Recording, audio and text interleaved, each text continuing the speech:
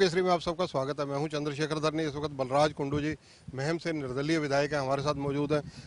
कुंडू साहब, स्वागत है पंजाब केसरी में। थैंक यू, धन्यवाद। जिस प्रकार से 3 दिन का मानसून सत्र रहा, इसमें सत्ता दल और विपक्ष दोनों पर आपकी राजनीतिक टिप्पणी चाहूंगा। देखिए, ये जो सत्र था, ये मैं इसको महज एक फॉर्मेलिटी कहूँगा, बोलने का मौका दिया ही नहीं जाता। परसों हमारा एक क्वेश्चन लगाया था मैंने, जो है करीबन 20-22 क्वेश्चन थे, उसमें एक क्वेश्चन मेरा लगा। जो अनस्टार्ट थे उनके भी 3 के जवाब दिए, बाकी के जवाब नहीं दिए सरकार ने। क्योंकि जवाब सरकार जो देती है, अभी बेरोजगारी पे दिया था, उसका जो डाटा आंकड़ा उसमें खुद सरकार फंसती है, जो उन्होंने आंकड़ा दिया है। एक तरफ तो जो है ना अपने खुद के उसमें 14 लाख जो है रोजगार कार्यालय में रजिस्टर्ड उनको दे रही है। दूसरी तरफ जो है ना ये बता रही है भाई हमने 2015 से अब तक 97,000 नौकरी दी, तो 13,000 युवा कहाँ बच गए, वो बेरोजगार हैं कि नहीं। एक तरफ बोलती है हम बेरोजगारी कम की, अपने खुद के डाटे में बता रही है बेरोजगारी कितनी बढ़ी हुई है। तो सरकार की मंशा सिर्फ जो है ना लिपी चुपड़ी बातें करनी है, क्लियरिटी नहीं है। आज सरकार युवाओं का बुरा हाल है, इसके ऊपर कोई चर्चा नहीं हुई।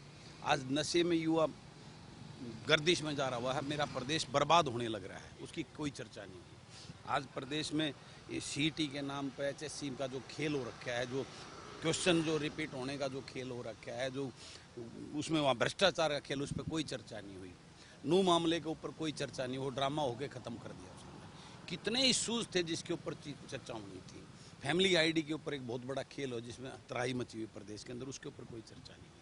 किसान के साथ में बीमा कंपनी जो इतना बड़ा फ्रॉड कर रही है, उनको जो ना धक्के से बैंकों के द्वारा उनका प्रीमियम काट लिया जाता है, और उनको कोई जो दे रहे हैं 80% मुआवजे, उसके अंदर है कि कितनी नुकसान है, जिसके अंदर 1 एकड़ की करीबन 22-23 हज़ार रुपये का उसका बीमा बनता है, लेकिन 4-4 हज़ार रुपये अपनी मर्जी से उसमें डाल रहे हैं, कोई पूछने सुनने वाला नहीं। किसान चक्कर काट रहे हैं।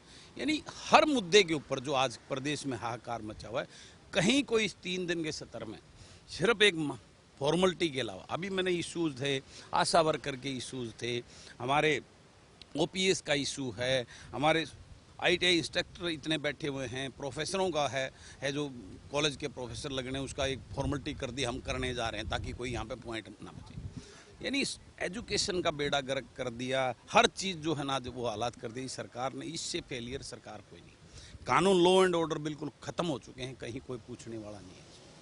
तो हालात प्रदेश के इतने जर्जर हैं कि और सरकार अपनी वाहवाही करने से नहीं चूकती।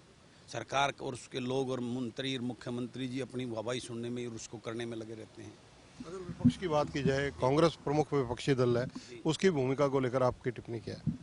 देखिए, सब यहाँ गोलमाल है, अंदर से गोलमाल है सब, ये सबको दिखता है, दिख भी रहा है, लेकिन करें क्या, ये जनता बेबस है।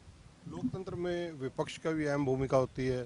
सदन के अंदर जिस प्रकार से अगर 2 इश्यूज़ की बात की जाए, चाहे वो नूह वाला आपने भी जिक्र किया और संदीप सिंह वाला, जिस प्रकार से पहले दावे किए जाते थे कि मानसून सत्र होगा, हम पहले दिन ही ये मुद्दे उठाएंगे, तो कहीं ना कहीं इसमें कांग्रेस बैकफुट पर नजर आई थी। देखिए, नूह का मामला सबको पता है, संदीप सिंह मामले में चंडीगढ़ पुलिस ने चालान पेश कर दिया है, लेकिन फिर भी मुख्यमंत्री जी मेथ पापा कहते हैं नहीं बर्खास्त करेंगे, नहीं करेंगे। क्या हो रहा है प्रदेश किस तरफ जा रहे? ये तो धक्काशाही और एक जो है ना वो लठ दल वाला राज चल रहा है। कोई सुनने को तैयार नहीं, कोई अधिकारियों पे कोई पकड़ नहीं, कोई प्रशासन पे कोई पकड़ नहीं। आज सब अपनी मर्जी से जो खिलवाड़।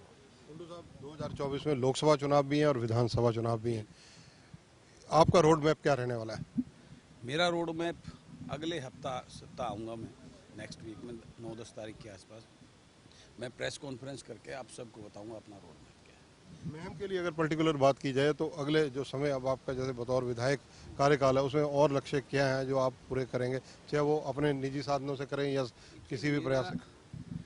निजी साधनों से तो जितना मेरे से हो सकता है मैं अपने लेवल पर प्रयास कर रहा हूँ। बाकी तो आज मैं विपक्ष का विधायक होने के नाते इस सरकार के सामने आवाज़ ही उठा सकता हूँ।